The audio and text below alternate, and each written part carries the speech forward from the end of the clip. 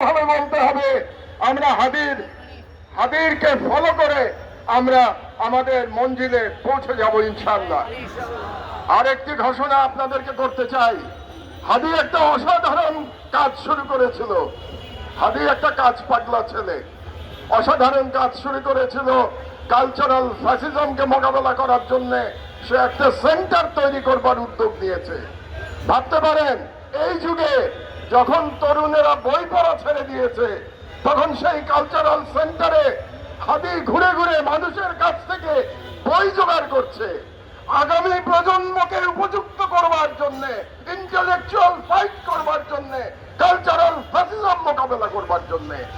এতটা দূরদর্শিতা ছিল হাদির মধ্যে। আমি আপনাদের সামনে, সকলের সামনে, আমি আজ থেকে হাদির সেই কালচারাল সেন্টারের দায়িত্ব গ্রহণ করলাম। হাদির কালচারাল সেন্টার আমি এটা চালিয়ে নিয়ে যাব ইনশাআল্লাহ।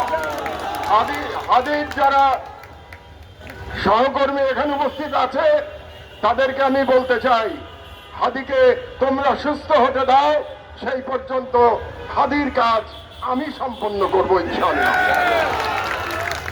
আজকে আমাদের সময় এসেছে, আমাদের সবাইকে রুখে দাঁড়াতে হবে, ঐক্যবদ্ধ হতে হবে, 5ই আগস্টে ফিরে যেতে হবে।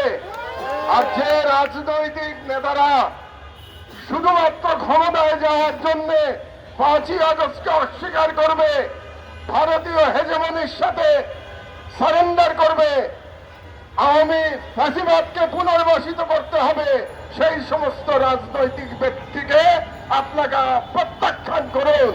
আজকে আমাদের সকলকে বলতে হবে, যে কোনো রাজনৈতিক ব্যক্তি যে সুশীলতা করবে, সুশীলের আচরণ করবে, সুশীলের আচরণের মধ্য দিয়ে বাংলাদেশে আবার ফ্যাসিবাদ কায়েম করতে চাইবে, সেই রাজনীতি চিন্তাকে আমরা বাংলাদেশের সাধারণ জনগণ আমরা প্রত্যাখ্যান করি। আমরা